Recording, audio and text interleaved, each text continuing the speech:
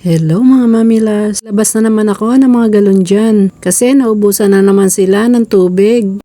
Kailangan ko uling umorder. Padating na daw dyan na magdi-deliver kaya inilabas ko ng lahat agad. Napaka-istorbo naman ng salamin ko, nahuhulog.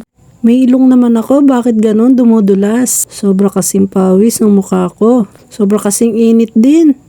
Papunta na naman tayo sa tag-init. Kailangan mag-ingat ni Mami Lash. Baka sumpungin na naman ako ng high blood.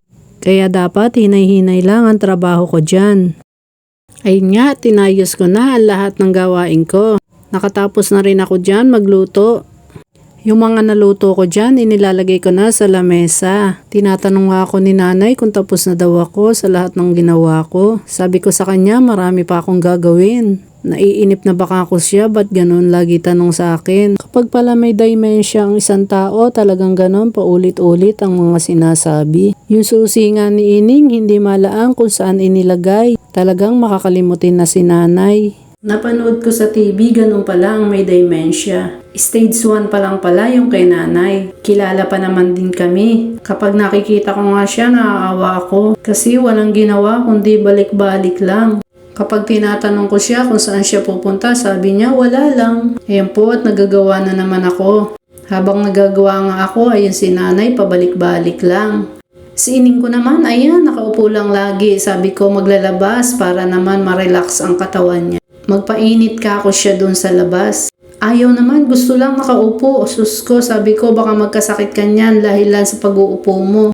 Buti naman yung stepin niya hindi nakababa. Kasi lulukuhin ko na naman siya, sabihin ko magkagalit ba ang stepin mo. Ayan nga, tumuwi na ako dyan. Maaga pa lang, sobra ng init. Lakad lang uli pa uwi. Kasi nga dadaan ako sa palengke, may bibilin ako. Ayan, pagdating sa amin, uho na uho ako. Grabe, akala ko mauubos ko yung laman ng tumbler. Yung mga binili ko nga, ayan at ginawa ko na. Binalatan ko nga pala diyan ng patola. 2 maliit ang nabili ko. Kasi nga magluluto ako ng miswa. Kapag kasing ganyang mahal na araw, gulay at isda lang ang kinakain ko. Hindi ako kumakain ng karne. Nag-aayuno kasi ko. Lalagyan ko nga rin pala ng carrots.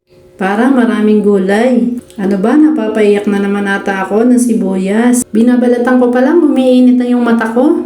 Bakit kaya yung sibuyas nagpapaiyak? Hindi kaya mga lalaki ang sibuyas? Wow, may hugot pa ako dito ha.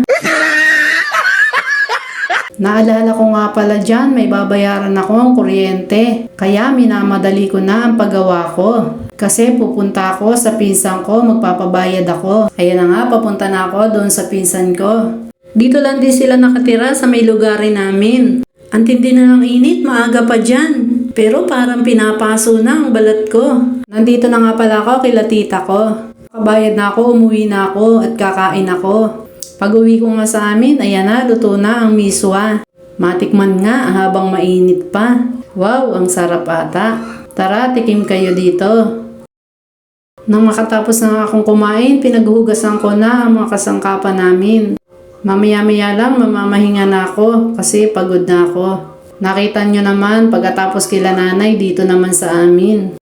Walang kapaguran si Mami Lash. Ay, may moto nga pala ako. Napapagod pero hindi susuko. Ayan nga, nang matapos ko ng lahat ang gawain ko, nagpahinga muna ako. Matutulog ako. Bye-bye.